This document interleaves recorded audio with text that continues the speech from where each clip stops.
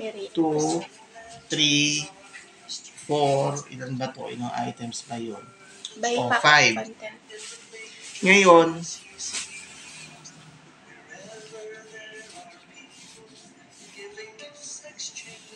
das yung respondent nyo, halimbawa A, B. Ito na yung ano nyo ha, yung si A, halimbawa si A siya yung si teacher A, si teacher B, si teacher C. D, 5. O halimbawa, ang grade na binigay sa inyo, 1 to 4 lang yung highest. O halimbawa, si A binigyan ng 4, binigyan ng 3, binigyan ng 4, 3, 4. 4, 4, 4, 4, 4. 3, 3, 3, 3, 3. 4, 4, 4, 4, 4. O, ang gagawin lang dyan, i-add nyo to, din, average. Mean or average. Ganun lang yun. Asan ang frequency dyan? Hindi ko po alam kayo doon. Ewan ko sa inyo.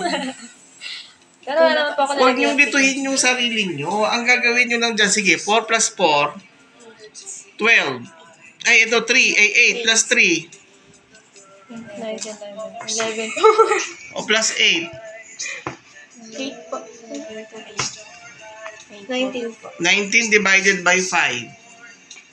I-calculate yung 19 divided by 5. 3.something. 3.4. Sir, yung 1, 2, 3, 4, 5, alin po ba dyan? Ito yun eh. Di ba? BS, S2, tsaka yan. Yan ang sa... 3.8. Ba't may 5 po, sir? Saan po ba? Ito yung ano, ito yung question mo, yung yung number 1, content, material. Ito yun. Ito yung, hindi ko, alam mo na maisulat ko pare, content, ito po pala yung ganon. Sorry, 3.8. O, 3.8. O, halimbawa, is 12 plus 6, 18 divided by 5. 3.6 po. O, ano to, 16, 17, 18, 19 divided, o dito 3.8 din yon. O dito, ganun din. O, add mo tong yung tatlo na yan. 3.8. Plus 3.6, plus 3.8, plus 3.6, plus 3.8. 18.6. Divided by 5. 3.72.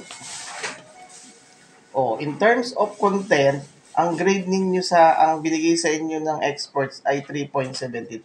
Ngayon, ano ibig sabihin ng 3.72? Bali po, sir, Ang hiwa-hiwalay gagawin po sila. doon, kukunin nyo ngayon yung range. Kaya kailangan meron kayong range.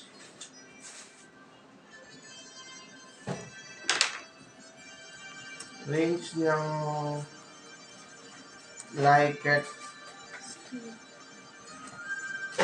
scale ng 4 point.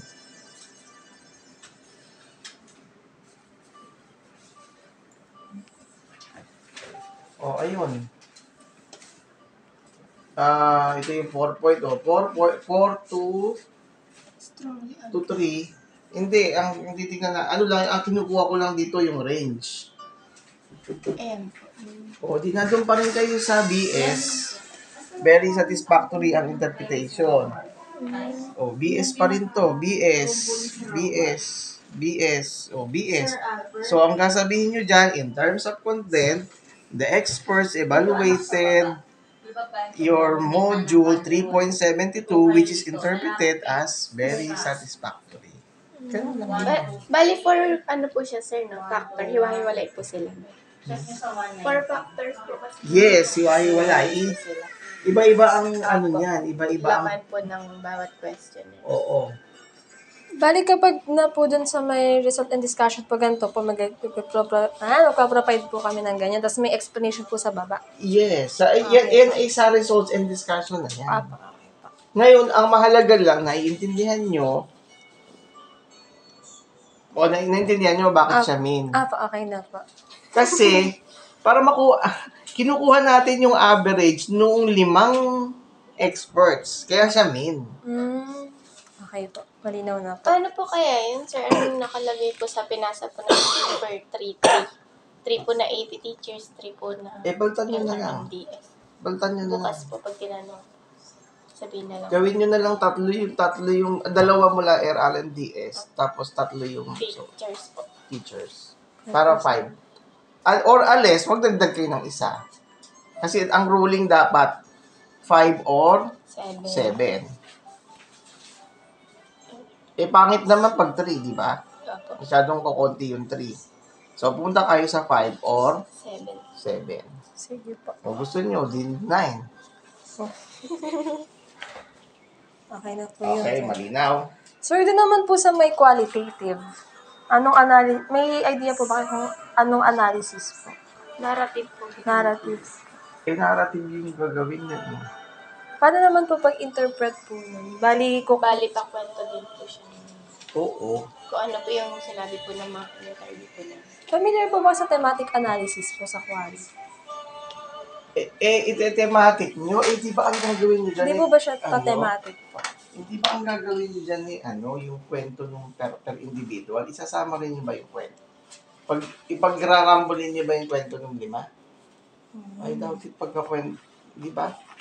Kwento yan eh. Alam nga naman yung kwento yung kwento niya, tsaka kwento mo, pagsasama-samahin mo. Di ba po ba yung thematic? Parang Ganun pagkakate. yun, yung pinagsasama-sama. Maggagawa ba kayo ng ganon? Ang intindi ko sa module nyo, di ba module is